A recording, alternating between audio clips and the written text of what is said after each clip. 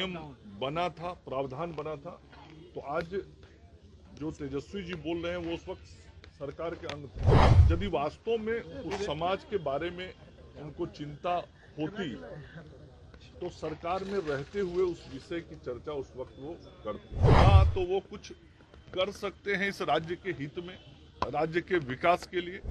ना उन्होंने किया, 2 बार उनको उप मुख्यमंत्री के रूप में अवसर मिला। बिहार में शराबबंदी लागू किया गया, आप लोगों ने उसका समर्थन किया, लेकिन तेजस्वी यादव अब चाहते हैं कि ताड़ी पर से प्रतिबंध हट जाए और जो जेल में बंद लोग हैं उन्हें रिहा किया जाए।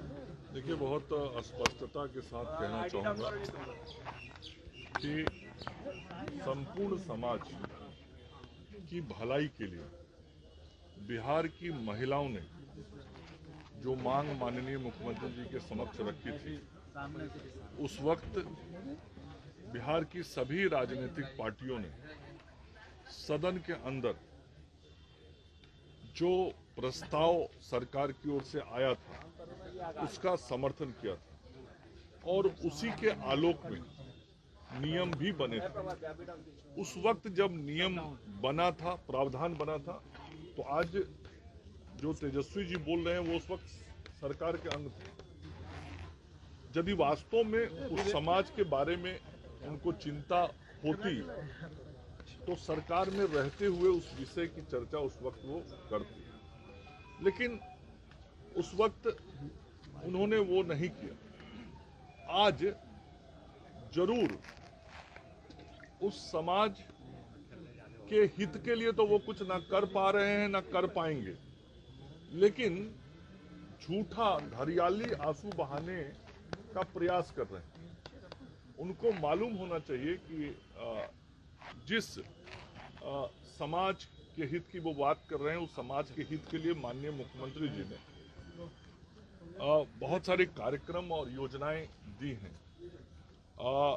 इस राज्य में नीरा के लिए जो व्यवस्था माननीय मुख्यमंत्री जी ने बनवाई है, नीरा उत्पादन नीति से लेकर उसके बाजार तक की, उसके अलावा उस विशेष समाज के रोजगार के लिए अलग से जो प्रावधान किए हैं, आज उस समाज के अंदर खुशी है कि माननीय मुख्यमंत्री जी ने हमारे जीवन को बेहतर किया है। इसलिए नेता प्रतिपक्ष चुनाव को नजदीक देख के केवल इस प्रकार का बयानबाजी कर रहे हैं। ना तो उस समाज के हित की चाहत उनके दिल में कोई है, ना ही वो करने की इच्छा शक्ति रखते हैं। मंगल जी, एक सवाल है कि झारखंड की पार्टी जेएमएम है, उसने साफ तौर पर महागठबंधन पर दबाव बना दिया है कि 12 सीट पे चुनाव लड़ेंगे।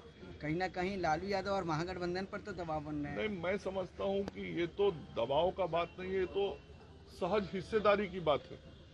जब झारखंड में चुनाव होता है तो हम देखते हैं कि राष्ट्रीय जनता दल को वहां झारखंड मुक्ति मोर्चा बहुत ओपन माइंड और ओपन हार्ट के साथ, खुले दिल दिमाग के साथ अपने गठबंधन का साझेदार बना के और इनको सीट देता है, चुनाव लड़ने और लड़वाने में मदद करता है।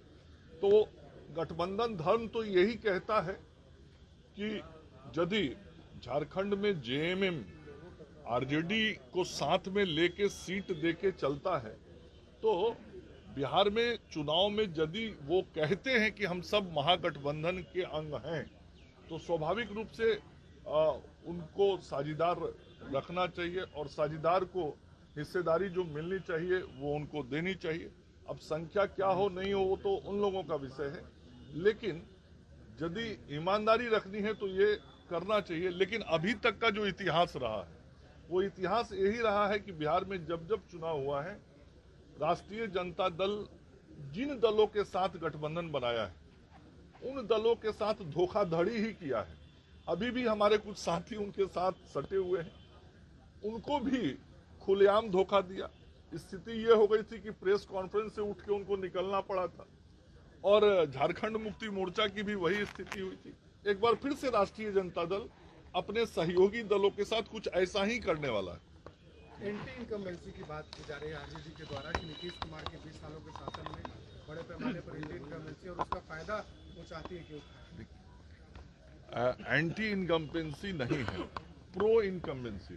और नीतीश जी के समर्थन में आज बिहार की जनता और बिहार के मतदाता हैं।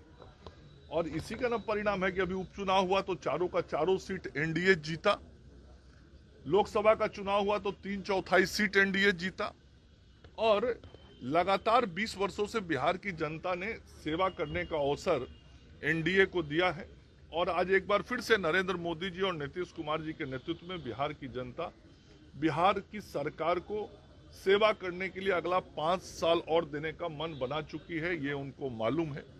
राजनीतिक रूप से बयान देने के लिए वो इस प्रकार की बातें करते हैं, ना तो वो कुछ कर सकते हैं इस राज्य के हित में, राज्य के विकास के लिए, ना उन्होंने किया 2 बार उनको उप मुख्यमंत्री के रूप में अवसर मिला तो, और ना ही बहुत लंबे समय तक उनके माता पिता जी का जो 15 वर्ष का कार्यकाल रहा, उस 15 वर्ष के कार्यकाल में राष्ट्रीय जनता दल ने इस बिहार के लिए कुछ भी किया सिवाय बिहार को बर्बाद करने का, बिहार की छवि को खराब करने का, बिहार की प्रतिष्ठा को धूमिल करने का, बिहार से रोजगार को समाप्त करने का, बिहार से शिक्षा और स्वास्थ्य व्यवस्थाओं को समाप्त करने का, यही तो लोगों ने किया है। और बिहार की जनता ने इसको देखा है। इसलिए इनके भाषण दे देने से केवल बिहार की जनता का विश्वास नहीं बनेगा।